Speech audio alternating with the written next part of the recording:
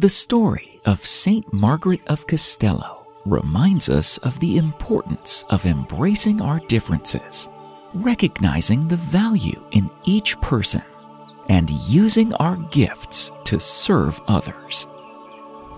Saint Margaret's life is one of the most heart-wrenching stories in the calendar of the saints.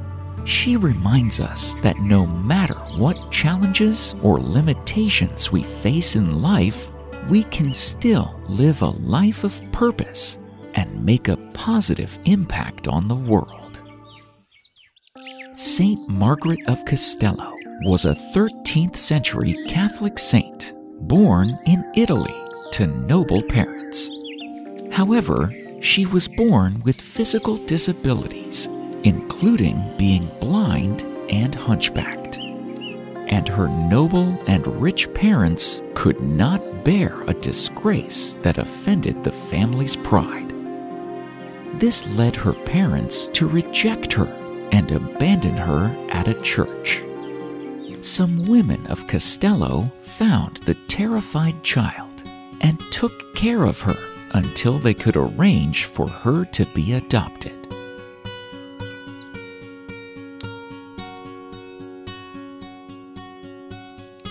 Soon, another family took charge of her, and then another, sheltering and feeding her until she became practically the adopted child of the village. One and all declared that far from being a burden, little Margaret brought a blessing upon those who befriended her. As Margaret grew up, she embraced her disabilities as a gift from God and saw them as a means to deepen her faith and relationship with Him. Some years later, the nuns of a recently opened local convent offered her a home. The girl rejoiced at the prospect of living with the religious, but her joy was short-lived. She was in for a disappointment. The nuns were lax in keeping the rule of their order, and even in keeping the routine of daily prayer and meditation. Margaret, on the other hand, was intensely devout. The lack of fervor in her sisters surprised and confused her, while Margaret's zeal made the nuns self-conscious, angry, and resentful. Ultimately, the superior of the convent asked Margaret to leave. Sorry for interrupting the video. I am here to deliver a quick message. If you think our channel has given you $5 worth of knowledge, then can you take a moment to make a donation? Please don't skip the video. 99.8% of our viewers simply skip this, or many think they will donate later and forget. If you make a small donation now, then we can keep making good videos like this one. You can choose to support us through Patreon or make a one-time donation through PayPal.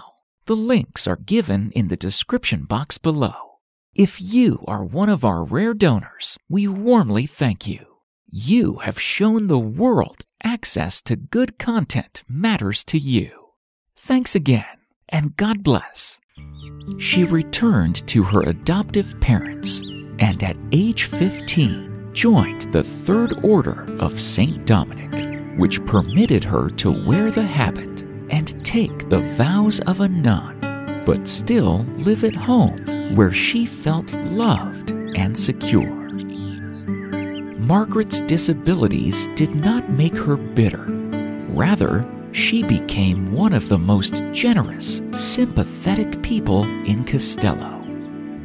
She lived a life of poverty, relying on the charity of others.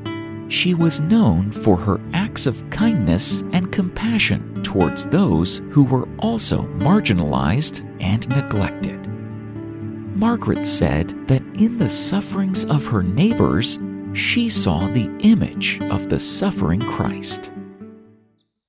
As for her own disabilities, she regarded them as a means to unite her pain with the pain Christ endured on the cross. She once made a profound influence on a group of prisoners when she was elevated some 20 inches off the ground in ecstatic prayer, and her poor face was transformed in beauty. This was just the beginning of her mystical life. She cured another tertiary of an affliction of the eyes, which had baffled medical professionals. And her mantle extinguished a fire which had broken out in her foster parents' house. Margaret's unwavering faith and devotion inspired many, and her reputation for miracles continued to grow. One of the most remarkable stories about Saint Margaret was her encounter with a wealthy merchant who had lost all his wealth and was on the brink of poverty. Margaret prayed for him, and the next day he received a vision from God telling him to go to a certain place and retrieve a hidden treasure. The man followed the vision, found the treasure, and was able to restore his wealth and prosperity. The man was so grateful that he later built a church in honor of Saint Margaret after her death.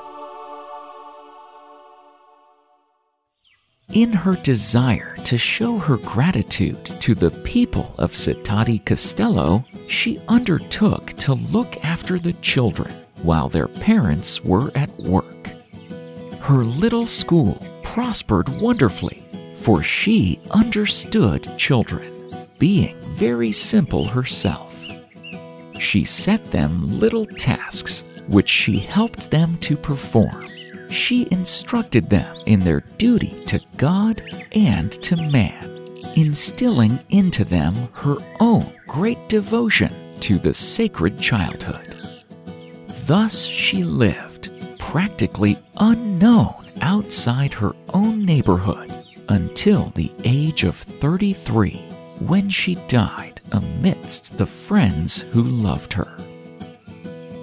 Saint Margaret of Castello's legacy continues to inspire people today, as she represents the power of faith, devotion, and compassion in the face of adversity. Her feast day is celebrated on April 20th. Oh, Blessed Margaret of Castello, you turned to God in prayer with confidence and trust.